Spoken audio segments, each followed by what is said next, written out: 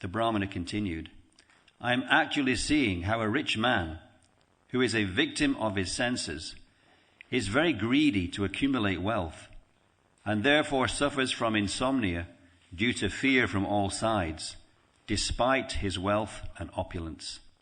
Purport by Srila Prabhupada.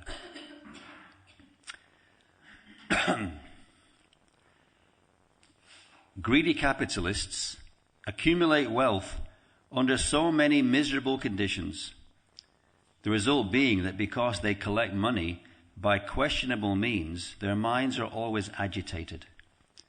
Thus they are unable to sleep at night, and they have to take pills for mental tranquility to invite sleep. And sometimes even the pills are a failure.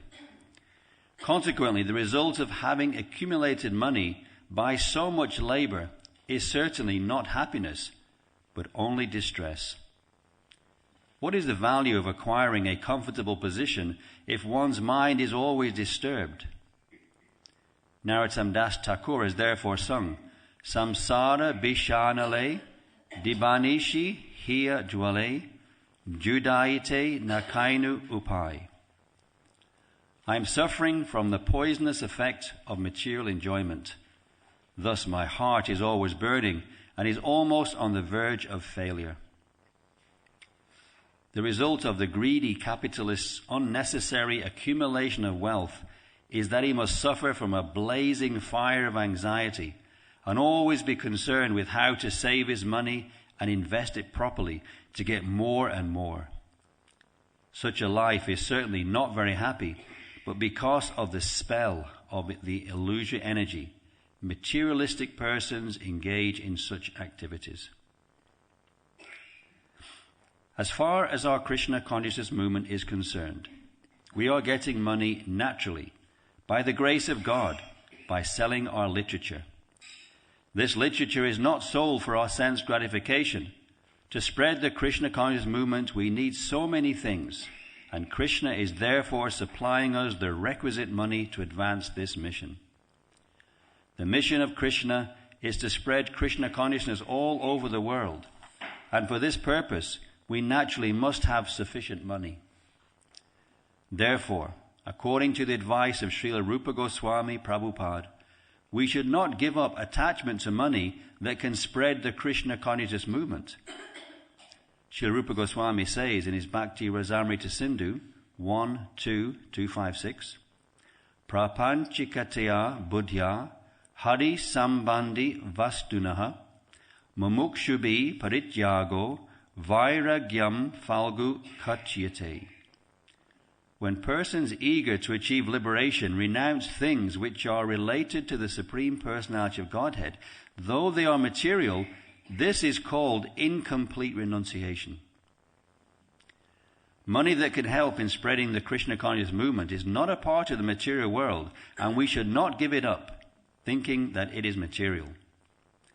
Srila Rupa Goswami advises, Anasaktasya vishayan yatarham upayunjitaha nirbandha Krishna sambandhe yuktam vairagyam uchyate. When one is not attached to anything, but at the same time accepts everything in relation to Krishna, one is rightly situated above possessiveness. Bhakti Rasamrita Sindhu 1.2.255. Money is undoubtedly coming in great quantities, but we should not be attached to this money for sense gratification. Every cent should be spent for spreading the Krishna consciousness movement, not for sense gratification. There is danger for a preacher when he receives great quantities of money, for as soon as he spends even a single cent of the collection for his personal sense gratification, he becomes a fallen victim. The preachers of the Krishna consciousness movement should be extremely careful not to misuse the immense quantities of money needed to spread this movement. Let us not make this money the cause of our distress. It should be used for Krishna, and that will cause our eternal happiness. Money is Lakshmi, or the goddess of fortune, the companion of Narayan. Lakshmiji must always remain with Narayan, and then there need be no fear of degradation. Om Jnana Timirandasya Janan Janan Shalakaya Chakshur Amritam Yena Tasmai Shri Gurave Namaha. So, this verse is full of controversies. As a Grihastha Bhaktivedanta manner, we are the recipient of being at the heart of some of these controversies. Anyway, we'll try to do our best. Excuse me. So, the verse is really, the purport's in two parts. Prabhupada first of all talks about material enjoyment and the consequences of it, and then he goes into the Krishna consciousness understanding of renunciation, or the ISKCON, or our Sampradaya's understanding of renunciation, because it's worth noting, reminding ourselves that this is coming in a whole topic of there's a man lying there living like a python.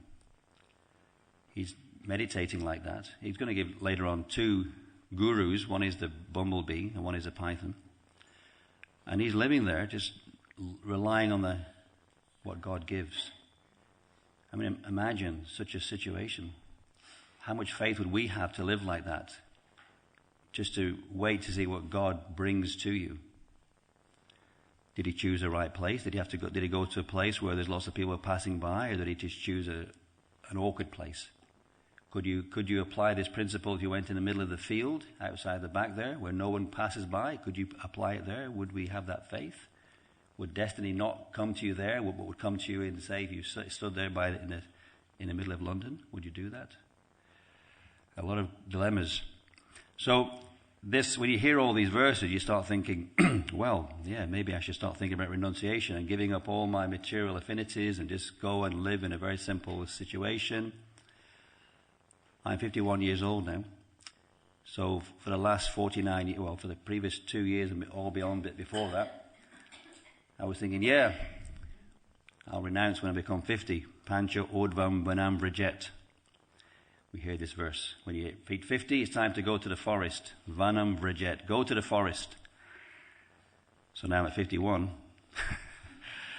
I think, what does that mean now? So I've been thinking about the forest a little bit.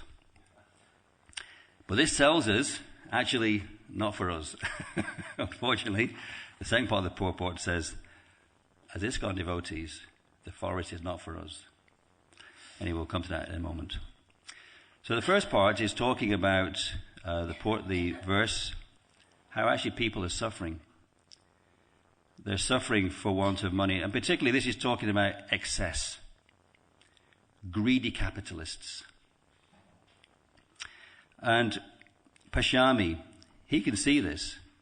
What is this devotee called, who's the Python man? What's he called? Is his name given? Sorry? Avadu Brahman, is that his name? So basically he's a Brahman, he's an Avaduta. So he can actually see things. Now, in today's society, people would say, no, this isn't what you're meant to be seeing. Today's society is saying, actually, what he is seeing is what you shouldn't be seeing. What he's seeing is a distortion. Actually, you should be seeing that you should be trying to achieve these things. You should actually try to achieve wealth. This is what we're taught. First day of school, we're all trained, we're all in the, wasn't the famous song, Another Brick in the Wall or something? We're all trained to be another brick in the wall, to be a commodity.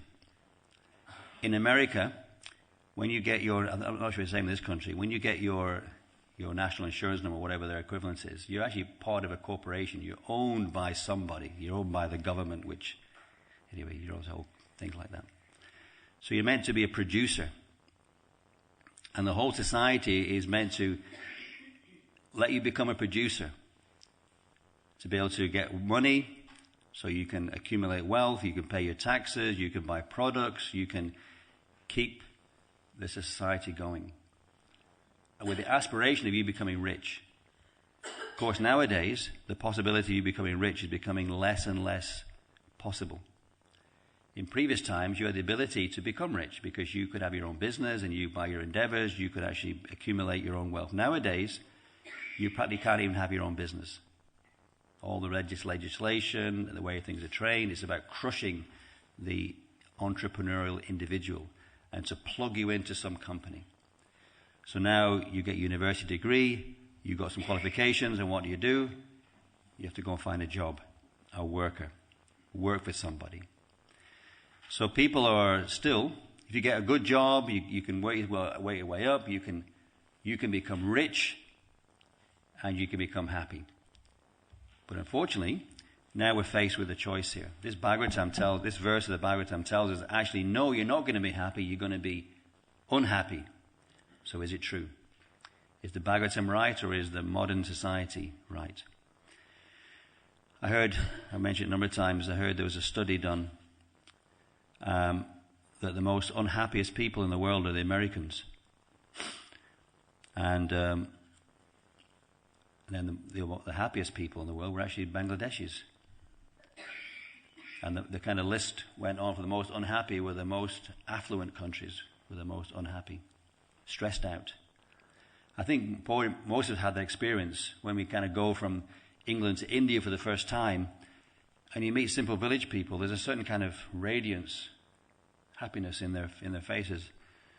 I remember seeing these. I was on a bus to somewhere, in the middle of Delhi or something. And all these little kids right in the middle of the, dual carriageway, just being there. There's a certain kind of happiness that they had. Of course, they were looking for money from the bus people and stuff like that, but there was a certain sparkle of happiness in their eyes. Whereas in the West, people are stressed out. I heard some reference recently that everyone's on Prozac or something. Like 50% of the population of America are on Prozac, some kind of mental balancing drug to keep them happy.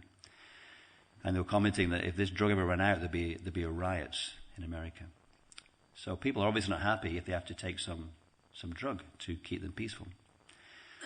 So the whole modern society is being cheated into aspiring for something which actually will not give people happiness. They're actually going to be distressed.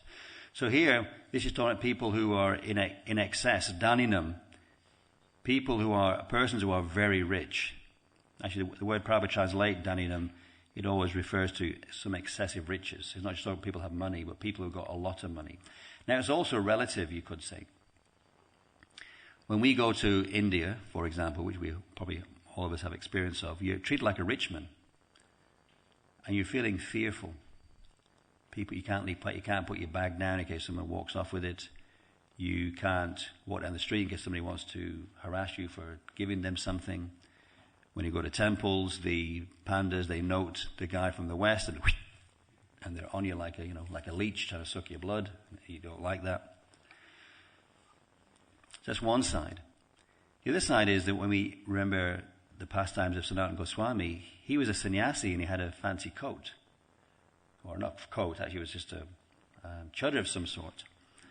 And Lord Chaitanya made some comments about it, or he made some gesture to indicate he wasn't very happy with it. So Sanatana Goswami left it and traded it with some rag, basically.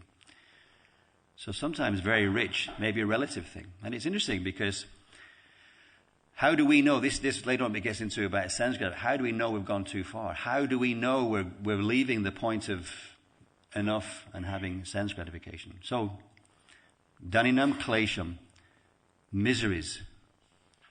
Rich people are always in misery. Prabhupada talks, in today's society, people actually want you to accumulate riches. Actually, they encourage you to have debt, actually. Not necessarily the money, but just to owe somebody some money. That's what they class as wealth today. I remember a few months ago, David Cameron bumbled into some words of truth that they had to retract. He was encouraging people to pay off their debit cards and credit cards. Oh, and he realized, someone must have whispered in his ear and said, you can't do like that because that's not going to help the economy. So he had to kind of retract it. And he kind of softened the words down. But we know that in the Vedic culture, 3 things you have to deal with immediately: fire, disease, and debt. Now, in today's society, they encourage you to go in debt. And it starts off from as soon as you start, even before you start working, you already owe £50,000 because of the new system where you go to university, you have to pay your own student fees, and you're already in debt by 50,000 quid after 3 years. So the rest of your life, you're going to spend paying back 50,000 quid. And then you're going to get a house. You're not going to buy the house. You're actually going to borrow money from the bank. Mortgage means to death. We don't, it's an Italian word apparently. Then you get a mortgage, a 25-year mortgage, where you're going to pay back double of the money that you thought you bought the house for. Now what happens is when you get a mortgage, the banks enter some digits onto your bank account that you owe them some money. And you pay the rest of your life paying it back. But they didn't actually pay any money out. All they did was invented this debt on your bank account. And then they trade that debt to everyone else. That they have some assets. What they have is that you're going to pay them some money. And that's why they want to check your ability to pay, because they're trading your ability to repay the debt. So you owe them money for money they never actually put down. Anyway, they don't tell you about this very much because there'll be a riot. And actually that's why these things all around the world, they have these people, what do they call it? People sitting around the banking society, basically camping out and stuff like that, because they know what's going on, and you don't hear about it. There's like 500 of these sit-down protests all around the world. Why don't you hear about it? Why are we not hearing about such things? Because they don't want to, because it will create more interest and more people will realize what's going on. It will spiral out of control. So the whole banking system is based on nobody actually knowing what's going on. And therefore, the media, the politics are very careful that you don't actually know what's going on. So it's not even about accumulating wealth, it's about accumulating debt. The whole society is about getting you into debt. And I don't know about you, but I get a text every day from some strange number encouraging me to loan 5,000 quid and something like this. They actually want you to get into more and more debt. Every time you walk into the bank, they try to give you, do you want to get more debt? Do you want to get more debt? So therefore people are always in anxiety. Kalation. Labdanam, who are extremely greedy. The word greedy, interestingly enough, means excessive want.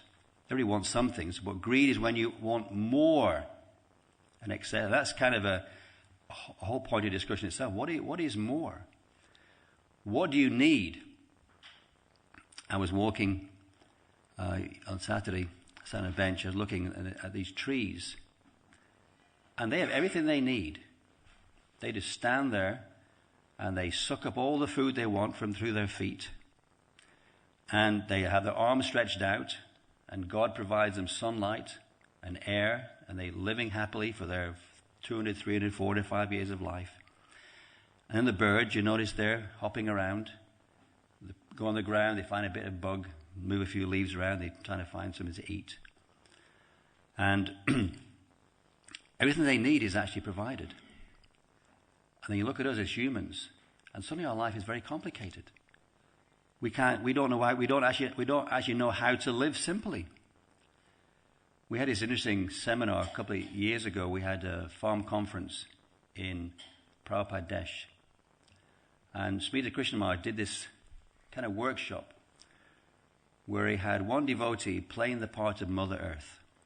And all the devotees kind of stood around Mother Earth in a place where they felt comfortable. And they asked Mother Earth various questions. And Mother Earth was saying, actually, you have nothing to worry about because I'm providing everything that you need. There's one interesting, I think I mentioned before, there's one interesting paragraph in the first canto of the Bhagavatam talking about Parikshit Maharaj as he's wandering. And Prabhupada makes a comment there. He says, actually, the sannyasi doesn't have to travel, doesn't have to knock on the door and beg, because he can live off the lap of nature. So why is it the birds can eat? And then Prabhupada mentioned the ants, they can eat, God providing their needs, and the elephants getting their needs. Why is it our needs are not met? Do we actually know what to eat anymore? Well, I don't know. I go to Tesco's, I go to the supermarket, I buy my food, and we think that's food. But actually there's food all around, but we don't know it's food anymore. Sometimes on the farm, we plow in weeds that they sell in Wembley. So anyway, we're trying to grow one food and rejecting another food. So what is it that you need? You need food. How much food do you need? There's one book called Food for Free. Anyone who gets a little bit into self-sufficiency gets this book by Richard Mabey, Food for Free. And you realize there's all these foods lying around, growing all over the place. We hear about eating roots and fruits, Do we know what roots we can eat? So how much do you need? So generally people are trying to get more than they actually need. Ajita Atmanam. Ajita means unconquered. What a great thing. Unconquerable. Ajita Atmanam. But unfortunately it means here you can't even conquer yourself. You want to acquire wealth. You want to become you're greedy to achieve more wealth, but you can't even conquer yourself. And this is, later on we're going to hear that one of the anxieties about the rich man is that his anxiety, that he's not sure if he's made the right choice. In this purport, Prabhupada says that he wants to know if he's investing his money properly. Where today do you invest your money? You put it on the stock market, and that's a life of speculation. They say that the total global wealth of the planet is $70 trillion. But the amount of money that's in this cyberspace money is $1.25 quadrillion. So there's $1.25 quadrillion of fictitious, fanciful monopoly money that's on a computer screen somewhere. And everyone's trading this fictitious money around. But the actual wealth is $70 trillion. It's like 20 times less than the actual wealth that's been circulating. So where do you invest your money? Where do you put money for as a good thing? Okay, I'm going to buy gold. What I'll do, I'm going to buy some gold from this, and I'm going to sell it later on. So there's companies that do that for you. They'll take your purchases, and then later on they'll arrange that you can either pick up the gold, for example, or you could actually sell that purchasing to someone else. And then recently what happened was there was a company called, was it Geo Global or something? It was a company that deals with this kind of trading, and it went bankrupt. And it lost billions of pounds had disappeared. So people who thought they were investing in something suddenly had nothing, and they lost all this money. Then you go, let me buy some actually real gold. Of course, can you find gold nowadays? Then you get your gold, and then you constant anxiety. Well, what's the value of the gold? I bought it for $1,500 an ounce, and now it's going to be less next year. So Ajit Atmani, you can't even be satisfied that you controlled yourself. Bayad, because of fear. Rich people are always in fear. You go past the rich houses, and they all have security guards, gates, bars on their windows that you can't get out and you can't get in. Who's the richest person in the world? Sorry? No, he's not. No, there's not. Somebody's name you don't know. No. Actually, they're not. These are actually not the richest people in the world. The richest people in the world you don't know. They're so fearful that you know that they made all these arrangements that you don't know. They own all the medias by which you could possibly know. For example, there are two major media outlets. One's called Allied Associated Press, the other one's called Reuters. And they're both owned by the same people. And you hardly ever hear their name. Let me spill it out here. Rothschilds. How many times do you hear the Rothschilds' name? You hardly ever hear a name, yet these are the richest people on the planet. They own pretty much half the planet. But yet they're completely in anxiety that people will find out what's going on. And therefore they have all these systems where news is suppressed, and people get too close, they die. Because they're constantly in fear. Alabda Nidranam, who are suffering from insomnia. People are so much anxiety that they cannot sleep anymore. Sleep is such an important thing. Don't you feel happy when you've had a good night's sleep? You sleep too much, you don't feel satisfied. You sleep too little, you don't feel satisfied. A good night's sleep, you feel very happy. But people are so anxious about their wealth and opulence that they can't even sleep. And therefore, Prabhupada mentions here they have to take sleeping pills. But sometimes even the sleeping pills don't work. Savato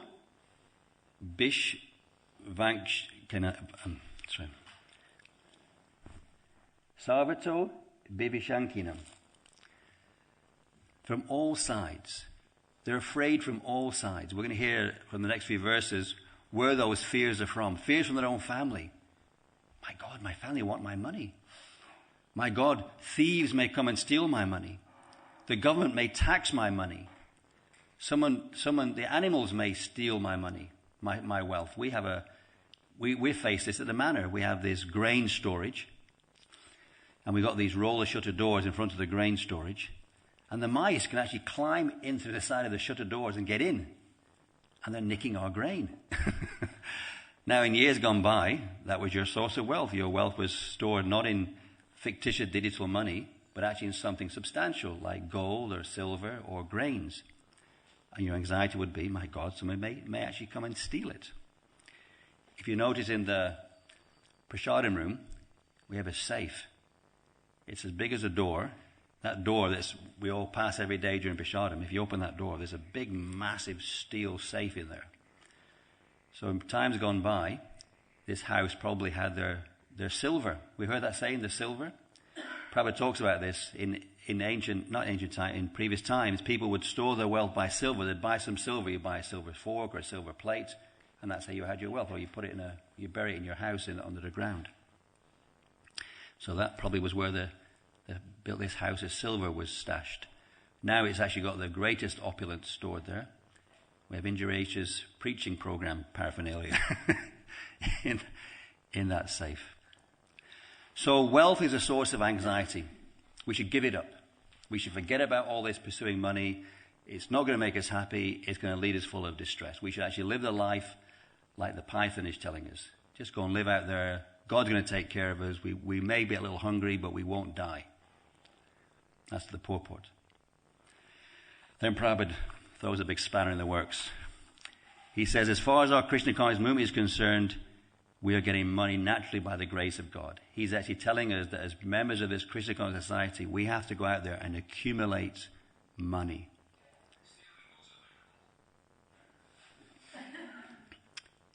This is what he's saying to us, and this is what he taught. He mentions how he was very happy in Vrindavan. He'd write some books. He would go and sell the literature in, I don't know how he exactly did it. He would go to these tea stalls that we pass nonchalantly on our journeys through the holy places. People sitting there by having their little tea. He would go to those places and try to encourage people to sell his little magazines, Bhakti Godhead magazines. And he'd get enough money from that, and he would be living in Vrindavan very happily. And then he came to the West, and suddenly all this money started flowing in the door. So Prabhupada is then quoting Srila Rupa Goswami, that to renounce things that are in relationship to Krishna, that's not perfect renunciation. But one should not be attached to anything, but at the same time, one should be attached to those things that are in relationship to Krishna. But there's a risk, especially in terms of money, and Prabhupada makes his point. He talks about 1 cent. Now, if he was writing it today, he might say 1 penny if he wrote it in England. Later on, he talks about 1 farthing, which was a quarter of a penny, or whatever that was. Sometimes he talks about 1 paisa. In other words, whatever the smallest denomination of currency, that is how misspending that is very, very serious. If you spend even 1 cent, 1 penny for personal sense gratification, you become a fallen victim. Very, very heavy terms. The preachers of the Krishna conscious movement should be extremely careful not to misuse the immense quantities of money needed to spread this movement. So to get plunged into a controversy, why is Bhaktivedanta Manor paying wages, we would say. Many people say this. Many people will look to the manor and have this discussion. And now I'm sure if anyone was listening to this verse or read this verse, this is probably a very important verse that people would look to give some point their finger at what's happening. Anyway, let me try and make a few comments, although I'm in the eye of the storm, so to speak, being a member of this temple, being an employee of this temple.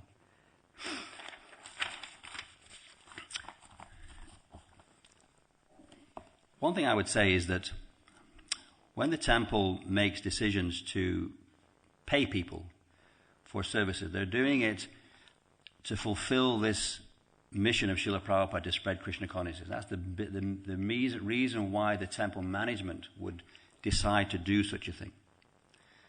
They're considering that by doing this, we can spread Krishna consciousness by securing the functions of the temple. That's the reason for doing it. The other side, another side, there are quotes where Srila Prabhupada, he was talking in Hrishikesh, and he was commenting to disciples, oh, this so-and-so Swami, he has to pay his disciples to do various things. But I don't have to pay my disciples. He said that. So here we're in a controversy. There are very strong quotes where Prabhupada says, we shouldn't pay salaries, we shouldn't pay devotees. And now here we are in 2012, paying a lot of devotees to do various things. So, what do you do? What is the alternative? And this is a dilemma. Sometimes I asked devotees, I asked Abhiram one time, what would you say? What would Prabhupada say? What do you think Prabhupada would say about wages?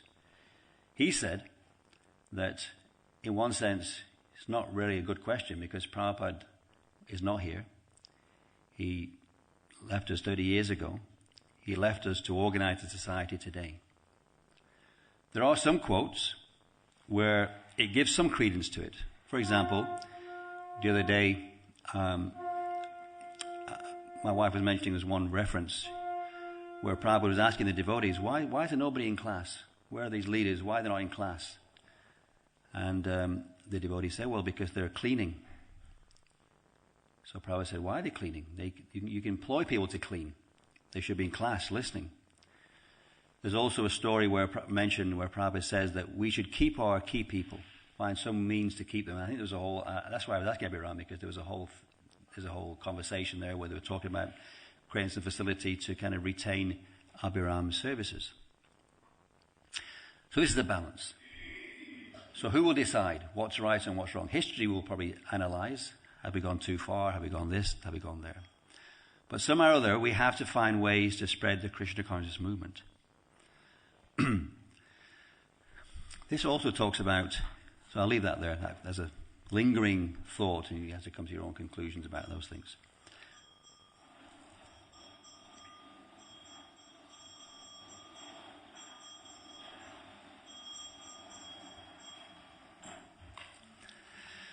Sometimes we have the luxury of not being in a position to make the decision and criticizing those who are in a position for making a decision for what they've done wrong. But when you're in a position to make a decision, you actually have to make a decision. And then will you know what to do? So we have to know what to do. It's easy to find what we shouldn't do, or it may think we know what we shouldn't do, but what should they do as an alternative? And do it. There's no monopoly on how the society is to be run. Srila Prabhupada is giving guidelines, and therefore we should find the way how to do it. So always looking to fulfill what Srila Prabhupada wanted. Now here's a controversy. As far as our Krishna consciousness movement is concerned, we are getting money naturally by the grace of God by selling our literature. This is written probably about 1976. I don't know exactly when it was written. I know that Srila Prabhupada was lecturing on the 7th canto in 1976, so you can assume that this was written probably around that time. Nowadays, 2012, what percentage of our revenue comes from selling books? Very little. What's the percentage? Would you know? We're not dependent on selling literature as our means of income. Nowadays, we have sales, we have shops, we do samskars, we have membership, and book sales is only a small part, you could say. Is that controversy in itself? Have we gone too far? Have we moved too far towards other means of livelihood rather than just book distribution? Srila Prabhupada certainly asked the devotees to do life membership preaching. At the same time, they would give all the books to the life members as the books were printed. Again, will history judge as well or judge as bad? We hear stories, I think Krimoy gave this story one time, that the devotees were selling paraphernalia to help maintain the temples. And then at some point they stopped doing that. And Prabhupada said, why have you stopped doing it? You should continue doing it. I asked one sannyasi one time, a very renounced, not controversial, but very straight-spoken sannyasi. And I said, what do you think Prabhupada would say about weddings? Actually, no, I didn't ask him. Someone else asked him. And one of the disciples asked him. And he said, I think Prabhupada would like the money. That's what he said. And this person is not shy of speaking straight talk. So what is right? How will you judge? And I guess the judgment is, are you spreading Krishna consciousness? Nowadays, there are devotees with controversies around their names. And I've asked questions, what do you think about this, spiritual devotee? And they'll say, well, he's preaching. This is a criteria. Is Krishna consciousness being spread? Are devotees being made? I think this is a measurement tool that there is. So here's selling books. Now, we have lots of devotees. I hope I don't mind me getting into this controversy also. They live by selling books. And I mean, you can go and do Sankirtan. You can go and do preaching. You can go there and try to accumulate money, and you'd be thinking, well, I'm going to be enjoyer of this. Or you can be thinking, I'm doing this to spread Krishna consciousness. So when books is like that, you may go out there to give out books. Or you can also be thinking, well, when I go out and I'm going to be very successful, I'm going to get a big cheer. Everyone, because book distribution is very important in our society. If people know I'm going out in books, I'm going to feel very good about myself. So it could be slightly tinged material motivation.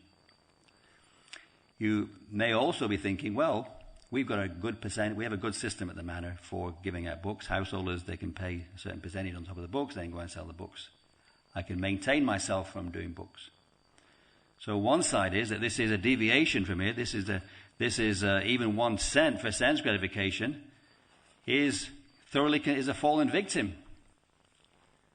So maybe I shouldn't go out and sell books.